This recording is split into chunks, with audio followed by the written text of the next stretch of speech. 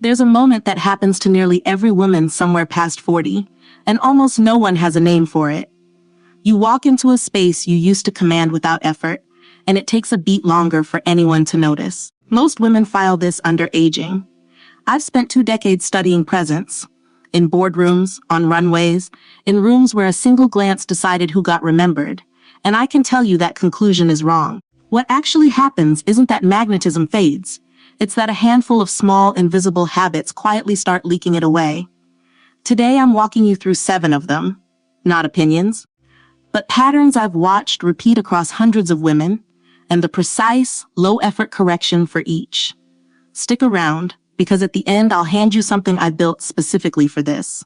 A short evening ritual guide used by women who somehow look more finished at 55 than they did at 30.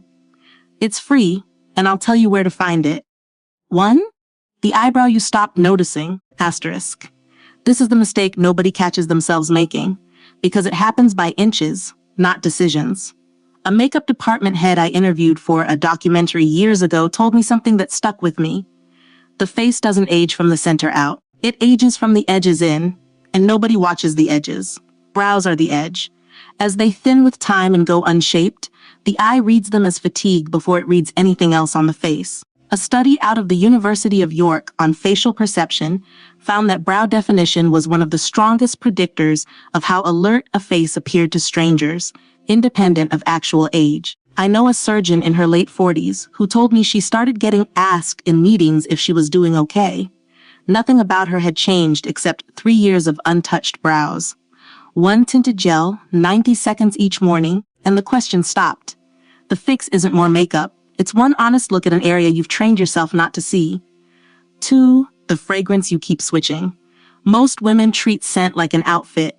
Rotated, seasonal, whatever's on the dresser. But scent isn't processed like an outfit. It's routed straight through the limbic system, the same region that stores emotional memory, bypassing the parts of the brain that handle conscious recognition. That's why you can forget what someone wore to your wedding, but never forget how the room smelled. A concert violinist I once toured with wore the exact same scent for 20 years. She told me, backstage, half joking, people should smell me arriving before they see me.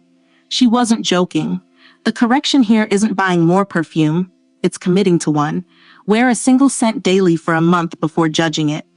Apply it to pulse points, never rubbed, and let it become part of how you're recalled in a room you've already left. 3. The silhouette that erases you. After 40, comfort quietly becomes camouflage.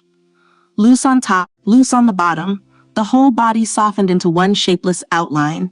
It feels safe. Visually, it does the opposite of what it promises. It removes structure, and a body without visible structure reads as smaller, less present, easier to overlook. A retired creative director I worked under kept one rule for 30 years. One fitted piece, one relaxed piece, never both loose at once.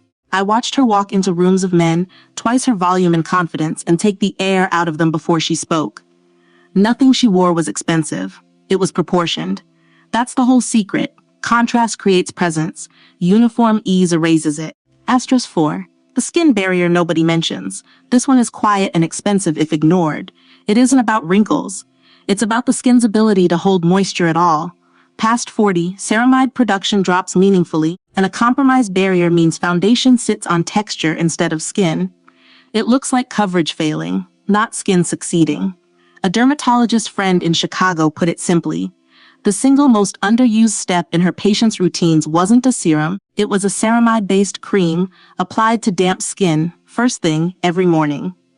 Research in dermatology journals has linked consistent barrier support to measurable reductions in visible aging markers over just a few months. It costs less than a dinner out and does more than most procedures.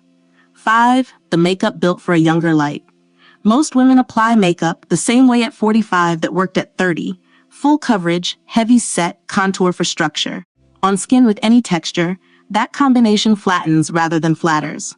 A film makeup artist once told me, the face past 40 doesn't need more coverage, it needs more light. Highlights and shadow contrast are what the eye interprets as vitality, and heavy matte layers erase exactly that contrast.